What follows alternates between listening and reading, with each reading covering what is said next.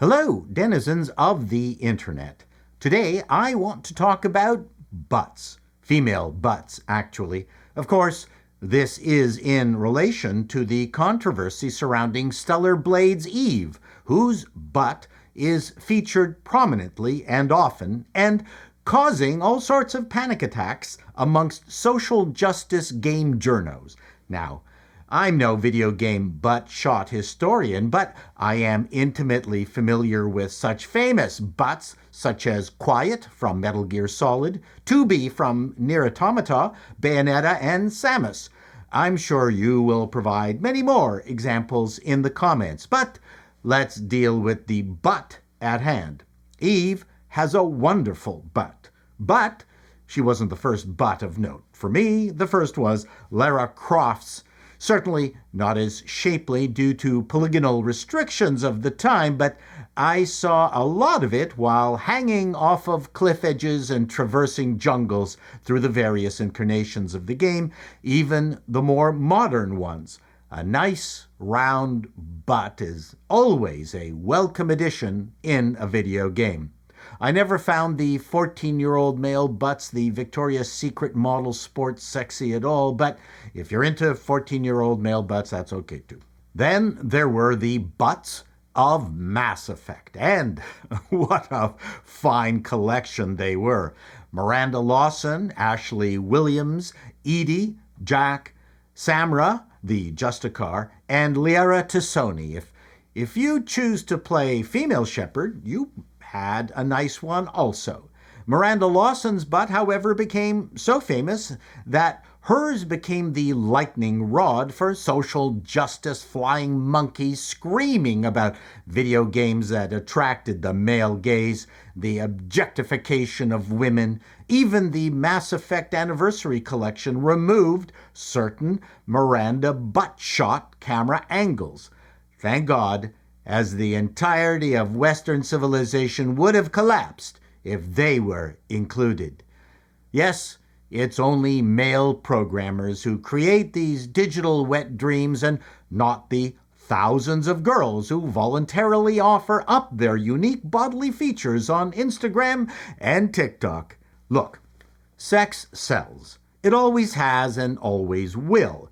The social justice warriors are the new Puritans. We all know women hated seeing these two gents in the buff.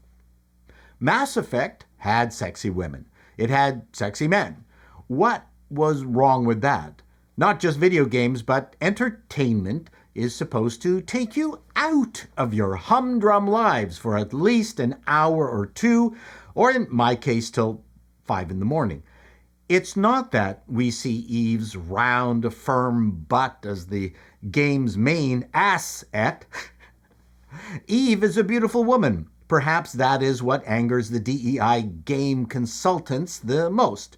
Hell, even Edie, the friggin' robot from Mass Effect, is sexier than the personal hygiene-averse Abby from Last of Us 2, or whatever her fucking name is from Star Wars Outlaw. Are ugly women a new checkbox category for ESG DEI qualification that we don't know about? Or is it applied on a case-by-case basis by fun-sucking game consultants like Sweet Baby Inc. or Black Girl Gamers? Stellar Blade includes a female protagonist who is Korean. Isn't that enough? Apparently not. But Stellar Blade looks like it's going to be a huge hit. At some point between Mass Effect 3 and Mass Effect Andromeda, released in 2017, BioWare got pantsed by someone and went from this to this.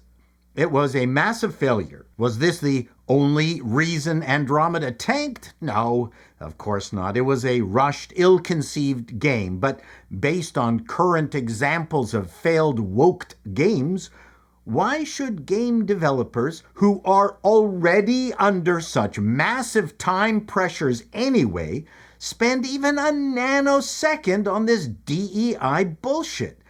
I could very well imagine a room full of programmers itching to get back to their computers, having to sit through some lecture on telling better, more empathetic stories while diversifying and enriching the video game industry to make games more engaging, more fun, more meaningful, and more inclusive for everyone.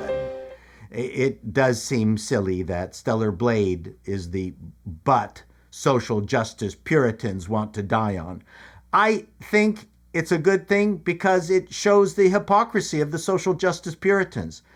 It has been said ad nauseum that games are entertainments that let you fantasize about being someone you're not. If Nathan Drake in the Uncharted series wasn't ruggedly handsome, would fewer people have played it? Yeah, I'd say so. The social justice Puritans get off on telling other people what to do. That is very different from brainstorming or collaborating on a project. There is nothing I enjoy more than collaborating with people who are better, smarter than me, whose talents I deeply respect. And I think that is the point. No one respects these talentless social justice Puritans, and they know it. But they love being able to tell people what to do with little to no pushback. They don't add anything that elevates a game to a higher level. Nope. They boss a bunch of programmers around who now go back to their workstations drained of the excitement they originally had when they were hired to work on the project, knowing the following months of 16-hour days they will be putting in will now be a waste of time. And I can't think of a better way to create a great game. Till next time, denizens, be seeing you.